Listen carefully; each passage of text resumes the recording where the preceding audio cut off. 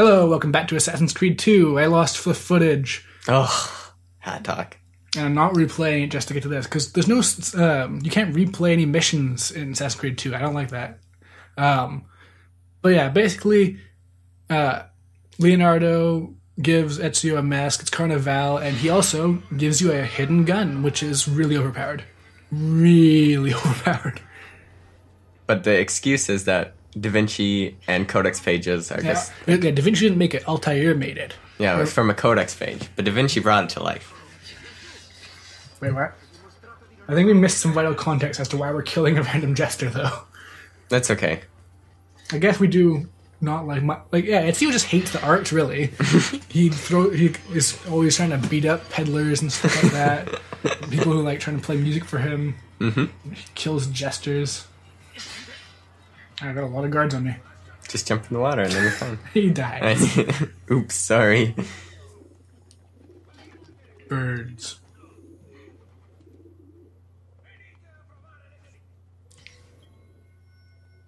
So did we just kill everybody from that party then? I guess Carnival's over? What, have you forgotten how the carnival works in this game? No. Yes. What?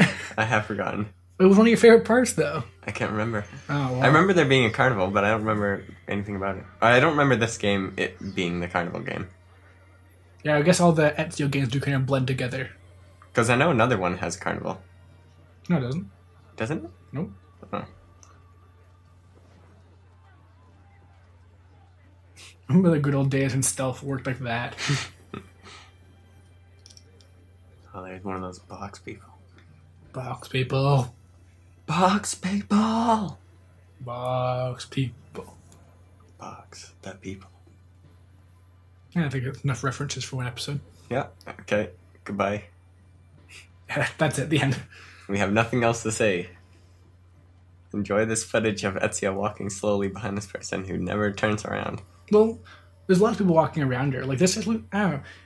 Laurel talks about a lot about how stupid this is and how it's the costume stands out. What's that guy doing? I don't know. How the costume stands out so much, but does it really? I think if I saw that, I just think of like some rich guy.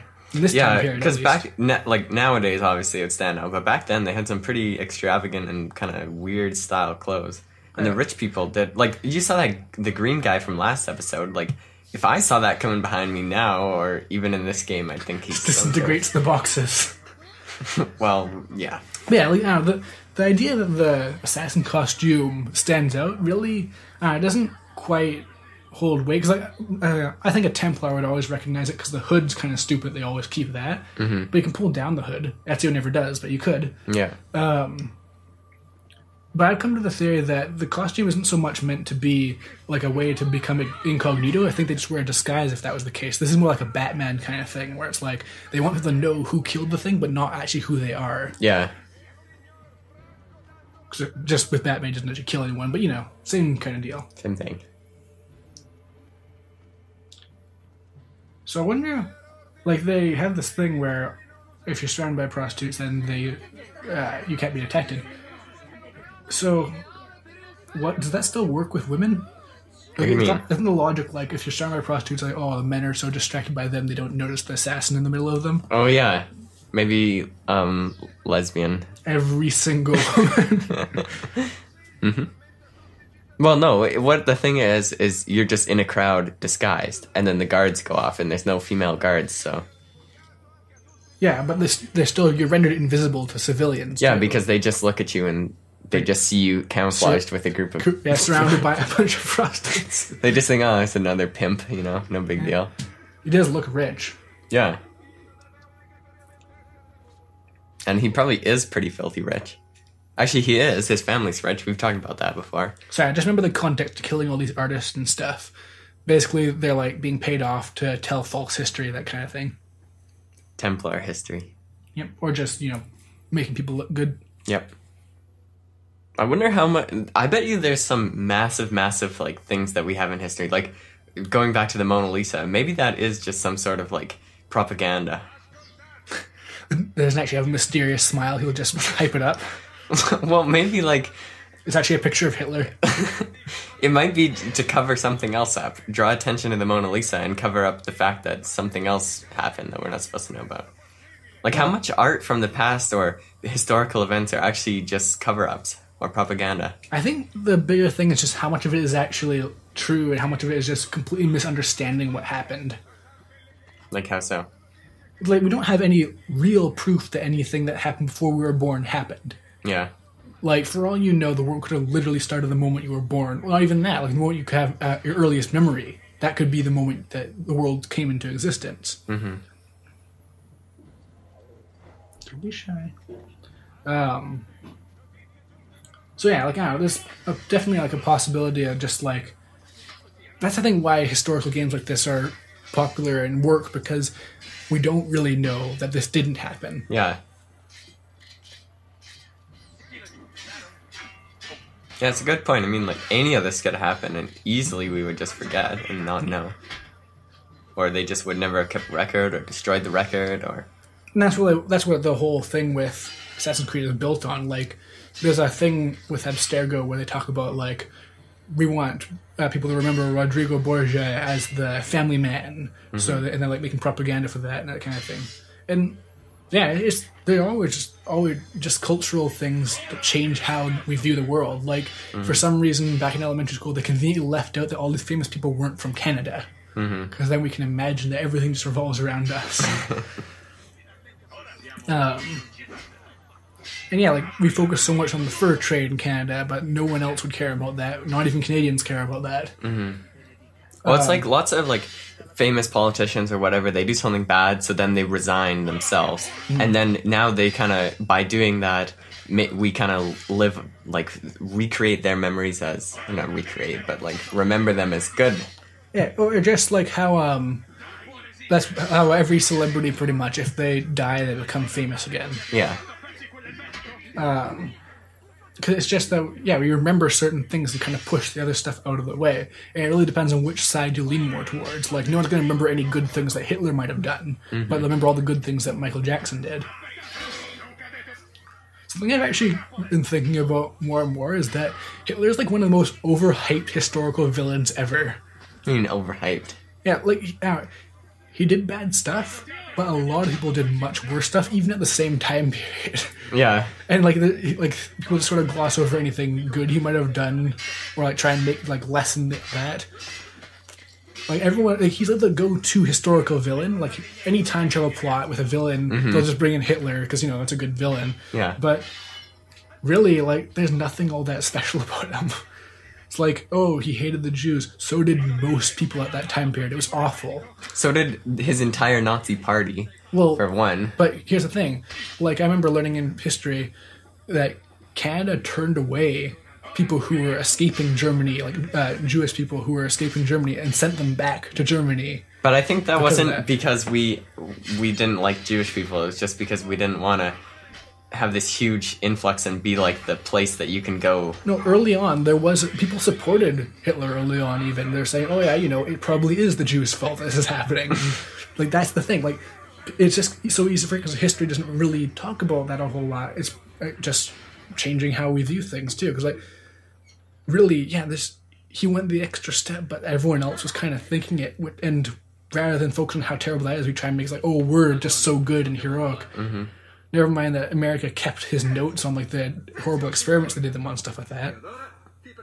Yeah, I'm sure there are other people, like, from before him, too, that were just as bad, that enslaved and killed. Yeah, look at, like, the Romans and stuff like that. We idolize them for whatever reason. Yeah. They're, like, the worst. Or the British going around colonizing the whole world, killing and taking over everywhere. We love people that go around colonizing the world, as long as they succeed, eh? Yeah, but why? They're really the horrible people. You can't just go into another country and take over, and British people did that, and the French, they did it to everyone. And the Romans did that, but we love them, but the Germans do it. Pfft, evil. Oh. There's a damsel in distress. Guy killed a person, gotta kill him back. Is this one of those husband beat-up things? No, kill the murderer. Oh, well. It's a bit step beyond. Just one step up. I guess. So we don't come any closer, he says. You know wonder what how that we deal means. with this. I won't come closer, I'll just... Oop. How did he shoot me?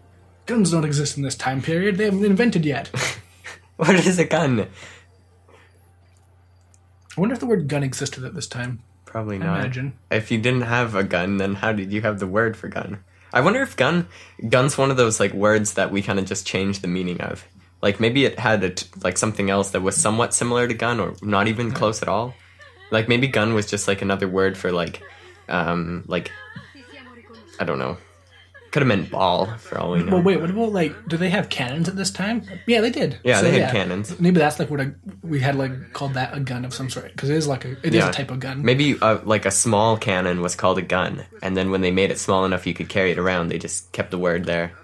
It was your job to research these things. Well, I didn't think about researching this. If only you knew these things. You told me to research Venetian architecture. Because you couldn't think of anything else. Well, what else do you want me to research? Guns, apparently. Well, anyways. Actually, that probably would have been a good thing to look into for this, considering it is an anachronistic gun here, so... What's anachronistic mean? It's when something appears in a time it shouldn't. Oh. Anachronistic. Oh. Anachronistic. Oh, I get it now. Or anachronistic, I think that's how it... Anachronism, you've heard that, right? No, but I can understand what it means from the word. Learned something new today. That just goes into the whole words meaning things too, because that's why I don't get why people say the Latin's so useless, because I think understanding that these words all have like this such a similar basis, and that so many words are just two words taped together, that kind of thing is kind of valuable. Yeah, like I took a medical terminology course at university this year, and it really just shows how one word, you know exactly everything, not everything, but you know all of what's going on with that thing. You can just say like, oh, they have this, and you're like, oh, I know exactly what that is. I don't need a full paragraph description. So it's very useful words. And I remember my grandpa telling me when, like, he was back when he went to school, they had to learn Latin, and he said it really helps now, actually, for learning new words.